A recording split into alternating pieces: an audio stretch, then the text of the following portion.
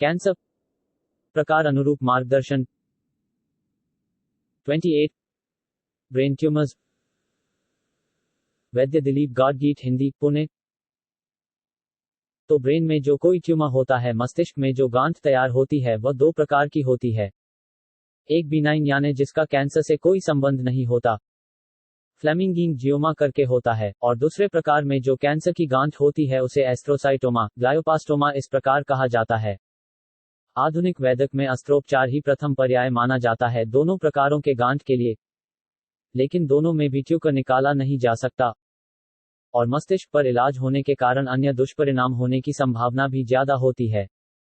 इसलिए यदि प्रारंभ में भले ही राहत मिले, लेकिन 5-6 माह पश्चात फिर से ट्यूमर बढ़ने लगता है, फिर से लक्षण दिखने लगते हैं या कोई अन्य लक्षण दिखाई देते हैं।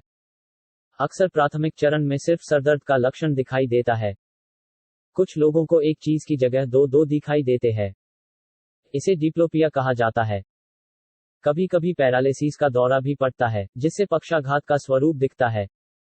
कभी कभी किसी और जगह पे कैंसर होता है और अचानक इस प्रकार की लक्षण दिखाई पड़ती है, तब ब्रेन मेटास्टेटिस ऐसा उसका निदान किया जाता है, और फिर एमआरआई, सीटी स्कैन आदि चीजें होने के पश्चात यह मेटास्टेटिक कैंसर है, यह स्पष्ट होता है। कुल मिलाकर ये सभी प्रकार दर्दनाक ही है, और आधुनिक वैद्यक के अनुसार ज्ञानग्रहण और कर्म ये दोनों चीजें अवलंबित होने के कारण, या फिर सेंट्रल नर्वस सिस्टम पर यह दोनों चीजें अवलंबित होने के कारण दोनों कर्मों की हानि होती है, और फिर किसी भी प्रकार की हलचल करना या काफी मुश्किल या नामुमकिन जैसा होता है।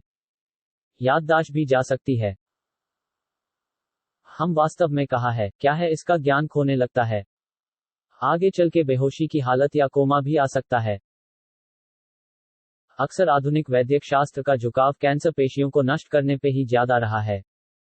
इसलिए पहले अस्त्रोपचार करना, फिर रेडिएशन देना, और उससे लाभ न होने पर केमोथेरेपी देना, ऐसा प्रयास किया जाता है। इसमें कुछ ज्यादा हासिल नहीं होता। अभी एक न्यूरोकेम नाम का नया शास्त्र एलोपैथी में आ रहा है, और संशोधन ऐसा बताता है कि केमोथेरेपी का साइड इफेक्ट होकर ब्रेन में मेटास्टेसिस होता है। अभी इस पर संशोधन शुरू है, अगले कुछ सालों में यह अधिक स्पष्ट हो जाएगी। और यह बात अगर स्पष्ट हुई तो केमोथेरेपी की दुष्परिणामों वृद्धि होगी कि केमोथेरेपी के इस्तेमाल से ब्रेन में मेटास्टेसिस तैयार होता है, और फिर आगे चल के उसमें से अनेक जटिलताएं निर्माण होती है।